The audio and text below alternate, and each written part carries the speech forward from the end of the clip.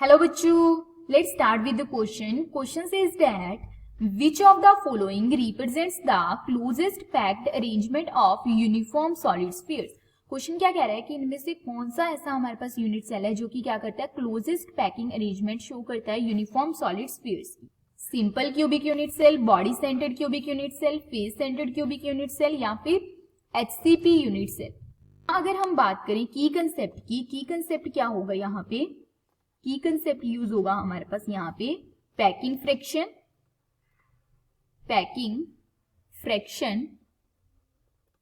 And coordination number. ठीक है, अब हमारे पास क्या है, जिसकी जितनी ज्यादा पैकिंग फ्रैक्शन होगी उतनी अच्छी उसकी उतनी ज्यादा क्लोज्ड पैकिंग अरेंजमेंट होगी उसका, जिसका जितना ज्यादा कोऑर्डिनेशन नंबर और पैकिंग. ओके, तो वन बाय वन देखते हैं. फर्स्ट हमारे पास है SCC. जो SCC होती है इसके अंदर हमारे पास क्या होते हैं, जो एटम्स है वो कहाँ प्रेजेंट होती हैं, सिर्फ कॉर्नर्स पर प्रेजेंट होती हैं. तो यहाँ पे हमारे पास क्या है, जो Z है इसकी वैल्यू यानी number of atoms per unit cell कितनी हो जाती है, 1.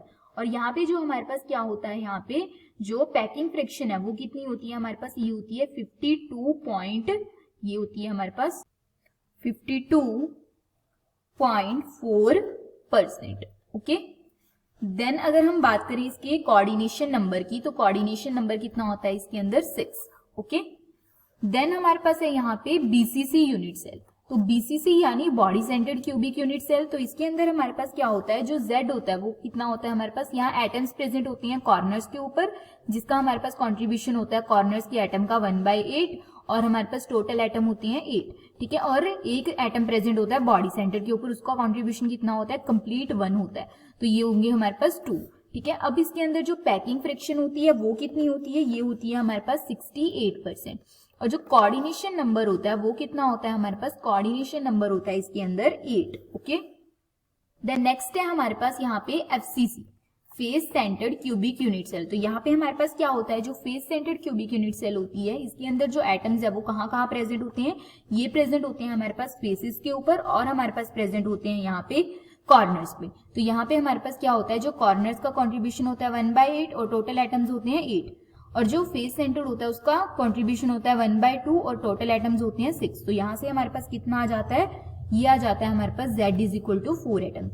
और पैकिंग फ्रैक्शन कितनी आती है यहाँ पे इसके अंदर, ये होती है 74%. और जो कोऑर्डिनेशन नंबर है वो कितना होता है हमारे पास, 12. ठीक है, अगर हम बात करें अब D हमारे पास है यहाँ पे HCP यूनिट सेल यानी हेक्सागोनल क्लोज पैकिंग की. तो इसके अंदर हमारे पास क्या होता है, जो Z होता है यानी नंबर ऑफ एटम्स कितने होते हैं पर यूनिट सेल, 6. पैकिंग फ्रैक्शन होती है 74%. ठीक है, और जो कोऑर्डिनेशन नंबर होता है वो कितना होता है, 12 होता है. ठीक है, तो यहाँ से हमारे पास क्या है, जो पैकिंग फ्रैक्शन और कोऑर्डिनेशन नंबर किसका हाई है, 74% पैकिंग फ्रैक्शन FCC और SCP की, और कोऑर्डिनेशन नंबर 12 एंड 12 किसका है हमारे पास, FCC एंड SCP का.